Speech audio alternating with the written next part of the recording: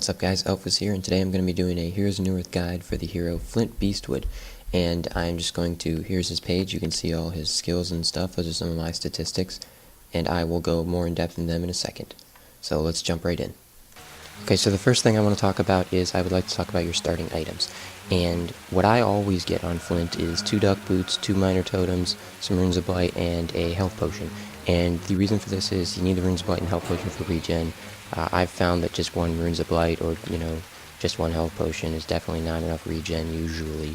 And it's better to play safe than sorry. And you need the 2 duck boots definitely because Flint has so low attack damage that there's really no way to get around it. You can't it's just not possible to, otherwise you won't get any last hits. Okay, it's just not gonna happen because you need that damage. Flint has such a low attack damage. Look, if you'll notice, 44 to 50, even with 2 duck boots and 2 minor totems. Scout, no damaging items, has 50 to 54. Right off the bat, he's got more than me.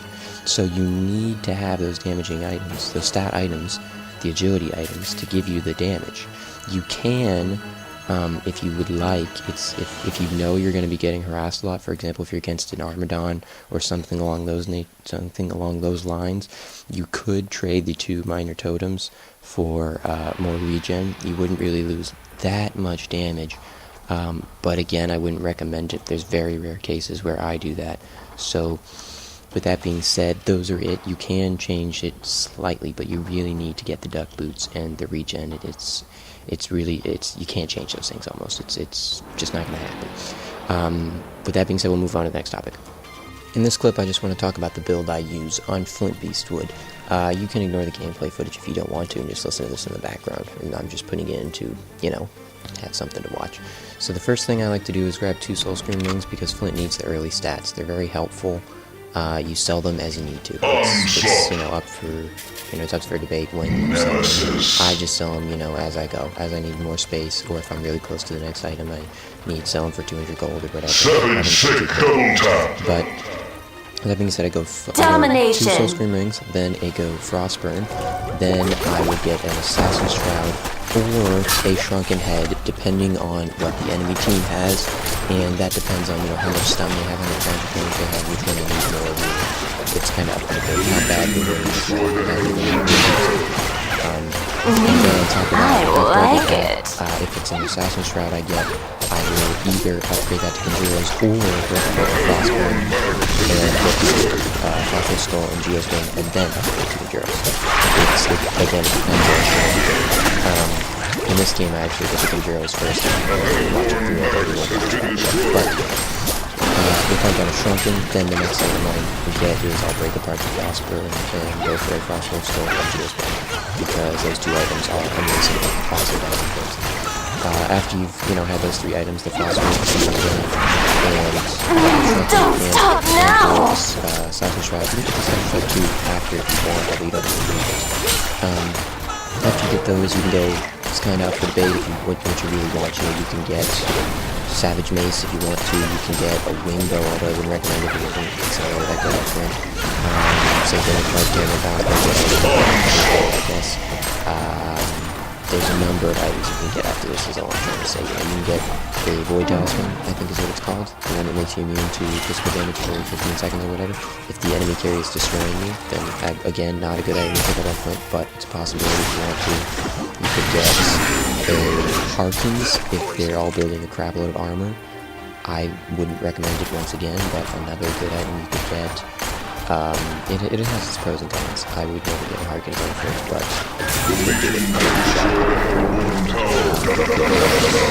remember, it's kind of up for debate, although usually at that point you'll run into a lot of surrenderings and things of that nature. So you should try and keep a spot for the Token of Life as well, because you're going to want to be doing Token of Life at that point, or doing Kongor at that point quite a bit. So try not to fill up entirely, because Token of Life and or the bananas are very helpful in Flint.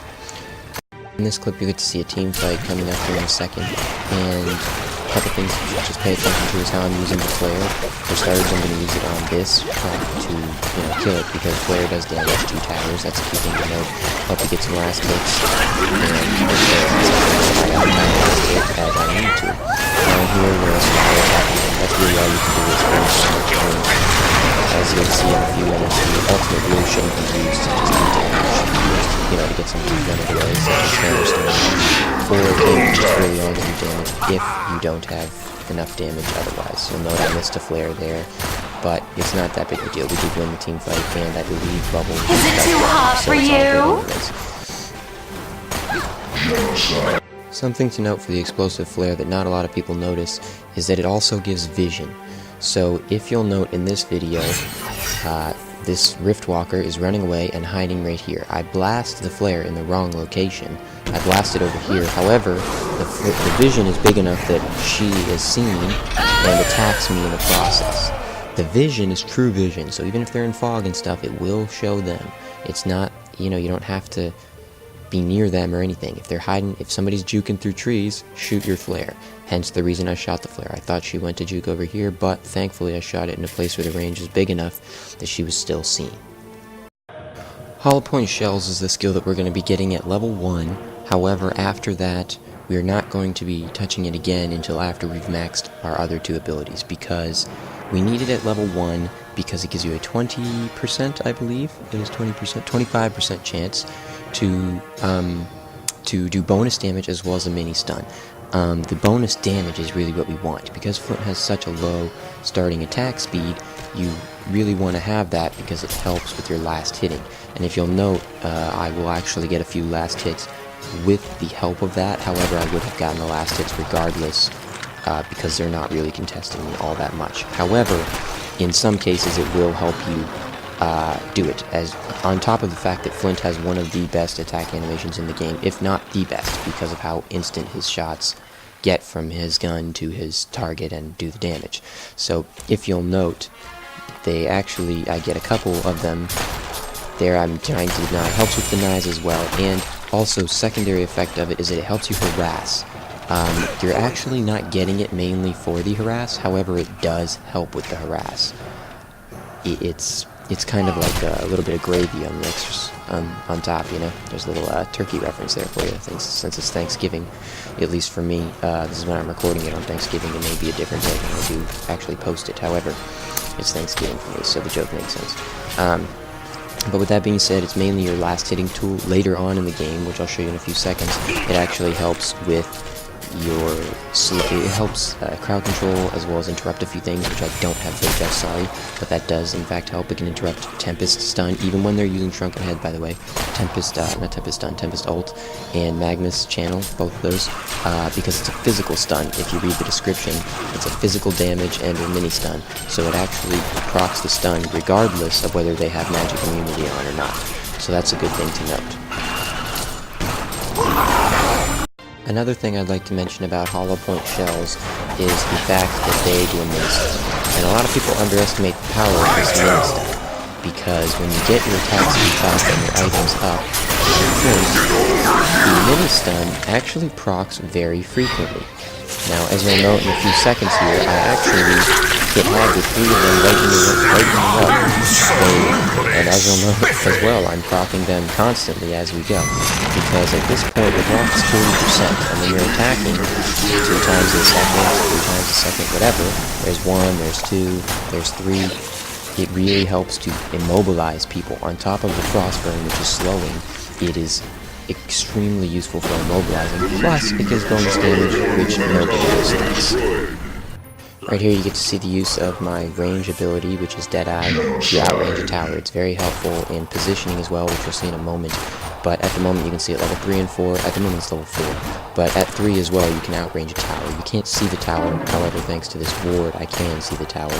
And that's what helps me outrange it. The enemy team's about to get pissed off and not having that anymore in a second. But you can see that you can in fact outrange a tower, and it is great for positioning as well. Here you guys will get to know how Money Shot is used to be one of the most effective killing techniques. As you'll note, we get all of them except for Granix, who's running away, and eventually in a second you'll see me take him out with Money Shot, with the assistance of Solstice, of course. And you should not be using Money Shot to just deal damage. You should only be using it to get enemies who are running away, really, with the exception of early on, when it can be useful to do damage as well. One more thing that you guys should note is that you should always carry a TP with you. As you'll note, I have a TP right here, and it saves lives. No matter who you are, though, this applies to all heroes, because it's useful in many cases. As you'll note, the Ra misses his stun, and thankfully I get away. Because of that, had he landed that stun, it would have interrupted the teleport. However, it didn't. Now, Devour wasn't as lucky. He didn't have a TP, although, to be fair, he would take a lot of focus anyway, so he may have not gotten away, regardless. But the TP saves lives. As you just noticed, it saved me. And the 135 gold I spent on it is far more valuable than the money that I spent that I would have lost. You know, it's far less valuable than the money I would have lost. I would have lost, 200 from a death, plus all the time not farming and all that. So, carry TPs. This applies to every hero. So in this portion of the video, I would just like to go over positioning. This is one of the most important things as Flint Beastwood especially, but as a lot of ranged carries, or anybody, to be honest with you. Although melee heroes, as well as melee, carries and some things of that nature, have a different type of positioning. But for ranged carries, the positioning you kind of want is you want to be out of the way of harm while still being available to help. So, at the moment, this game is by far lost. However, at the end of the game here, I actually display quite a bit of amazing positioning. I wouldn't say amazing, but great. And as you can see, I'm far enough out that I have time to dodge Devourer's hooks without putting myself close enough that it's impossible. Because if you get too close to Devourer, unless you're against an incompetent Devourer, which, to be honest, he really isn't that good of a Devourer. But you don't need to be that good if you get close. So, I should have turned off Fog Lord, but that's fine. So, as you'll note, I'm staying back quite a distance when I'm killing creeps, or when I'm attacking heroes. And while I'm attacking heroes, I'm continuously moving, because not only does continuously moving, get that fast APM, make you look cool, all the ladies love that, but what really matters is that it makes you less predictable. If you're standing still, Devourer doesn't need to predict where you're moving to land his hooks. Nobody needs to predict skill shots. They just need to hit you. That's it. However, if you're moving around constantly, it's much harder for them to hit you. So there's one more team fight coming up that I wanted to show you guys that shows really good positioning as well. He apparently just walks right into that. This is a good one right here. So, as you'll know, I'm staying far back, trying to stay behind allies as well, especially because if Devourer throws a hook in my direction, I am the last person on the team to attack. I started off focusing Devourer, immediately turned around to attack their carry. I killed their carry, however, they just killed Kongor if you were listening, and he has a token of life, so obviously it's not going to do anything. So he's just going to come back. We did defend it, but again, they're being stupid. They could just take the last racks down here and end it. However, it's he jumps for the kill after I've ulted. He doesn't get it. Here I'm going to go ahead and save him by slowing him down. And again, I'm far enough back that I have time to dodge a very poor Devourer hit. However, I would have had time to dodge it, even if it wasn't all that poor. And Devourer comes back in because he's a foolish person and wants to die. So, with that being said, positioning. A couple things to note. I'm just going to go a quick summary of it. First thing being, you want to stay out of harm's way without being too far back that you can't help. And as Flint, this is really easy because you have that bonus range from your third ability, which I've already talked about.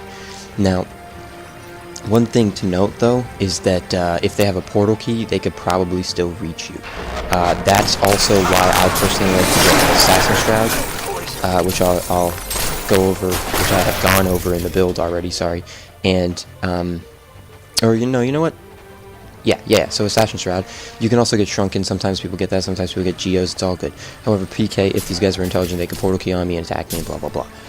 That's what a lot of people do with Flint, but obviously, they don't really have a PK hero anyways. I guess Devourer, or Witchlayer has a PK, sorry, Witchlayer should get a PK. Although he built really stupid anyways. But, with that being said, that was positioning. So yeah, out of harm's way, still able to help. And be careful, because you're going to need a secondary escape if they PK on you. for example, Assassin's Trap. This has been a guide for Flint Beastwood in Heroes of Newerth as a hard carry who is ranged. Thank you for watching, and I hope you guys learned something. With that being said, you guys know where the subscribe and like buttons are. Hit them if you want. Hopefully, if I get some time, I'll get up some more guides in the near future. Kind of depends on time. My winter break's coming up, though, so I will almost guaranteedly get some more up in the near future, as well as other commentaries that I'll just be doing that don't take anywhere near as much time. These actually take a little bit of time to put together, so that's the reason why I need more time for them. But with that being said, this has been a guide, and I hope you enjoyed it. I hope you learned something. Hope you're all better Flints for it. Alright? Elfis out.